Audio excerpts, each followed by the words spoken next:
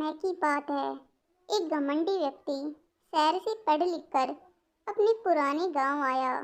गांव और शहर के बीच में एक नदी पड़ती थी, जिसको पार करने के बाद ही वह अपने गांव जा सकता था। इसलिए उसने एक नाव वाले को बुलाया और उसके नाव में सवार होकर अपने गांव की ओर चल दिया। कुछ देर चलने के बाद वह घमंड में भरकर नाविक से पूछने लगा, क्या तुमने कभी व्याकरण पढ़ा है? नाविक कुछ देर के लिए सोच में पड़ गया और फिर बोला, नहीं साहब, मैंने नहीं पढ़ा।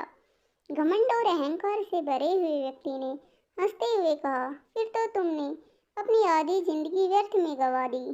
थोड़ी देर के बाद अपनी पढ़ाई का और घमंड दिखाने के लिए उस व्यक्ति ने नाविक से पूछा, तुमने इतिहास और भूगोल पढ़ा है? नाविक ने कहा, नाम ही सिर हिलाया और कहा, नहीं साहब। अहंकारी व्यक्ति ने फिर जोर से ठहाके लगाकर नाविक का मजाक उड़ाते हुए फिर कहा, तुमने अपना जीवन व्यर्थ कर दिया। नाविक को इस बात पर बहुत क्रोध आया, लेकिन वह मन मार कर रह गया और उस व्यक्ति से कुछ नहीं बोला, चुपचाप नाव चलाने लगा। कुछ देर बाद नाव चलाने के बाद अचानक नदी में तूफान आ गया और नाव जोर जोर से हिचकोले खाने लगी।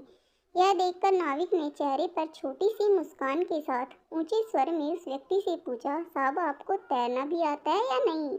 व्यक्ति ने कहा, नहीं, मुझे तैरना नहीं आता। नाविक ने कहा, फिर तो आपको अपने इतिहास, भूगोल और व्याकरण की सहायता के लिए बुलाना पड़ेगा, वरना आपकी सारी उम्र बर्बाद हो जाएगी, क्योंकि यह नाव डूबने वाली है। कहकर नाविक नदी में कूद गया और तैरता हुआ किनारे की ओर चला गया।